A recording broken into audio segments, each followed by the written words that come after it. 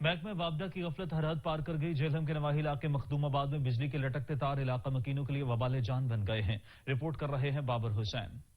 جہلم کے نواحی علاقہ مخدوم آباد میں بجلی کی مین تاریں 11,000 kV سے اہل علاقہ پریشان ہے. اہل علاقہ کا کہنا ہے کہ ہمارے گھروں کی چھتوں کے اوپر سے تاریں گزرتی ہیں، بلکہ محلہ کے کچھ حصوں میں تو بالکل 5 سے 6 فٹ کے فاصلے سے تاریں گزرتی ہیں، جس کی وجہ سے آئے روز ہو چکے ہیں اور کئی لوگ جان کی بازی ہار چکے ہیں. محکمہ وابڈہ کو بارہا درخواستیں دے چکے ہیں، مگر بجلی کی ان تاروں کو یہاں سے ہٹایا نہیں جا رہا اور حادثات کی وجہ سے کئی لوگ اپنی قیمتی جانوں سے ہاتھ دھو بیٹھے ہیں. یہ سامنے تاریں نظر آ رہی ہیں، یہ جتنا علاقہ ادھر سے گزر رہا ہے، خدا نہ خواستہ کوئی بندہ بھی اس سے مطلب ہے اس کی ڈیتھ ہو سکتی ہے، کوئی بھی مسئلہ بن سکتا ہے.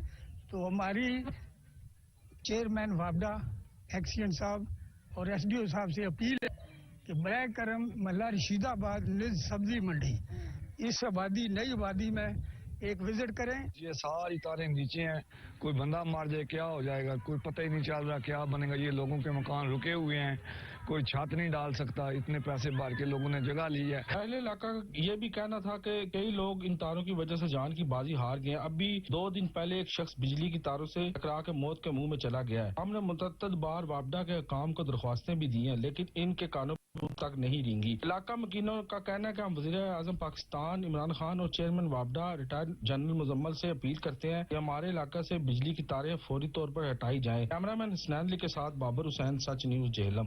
علاقے خبرنامے سے فی الوقت اتنا ہی. مزید کسی بھی علاقائی یا قومی خبر کے لیے SachTV.pk وزٹ کیجیے اور دیکھتے رہیے سچ نیوز.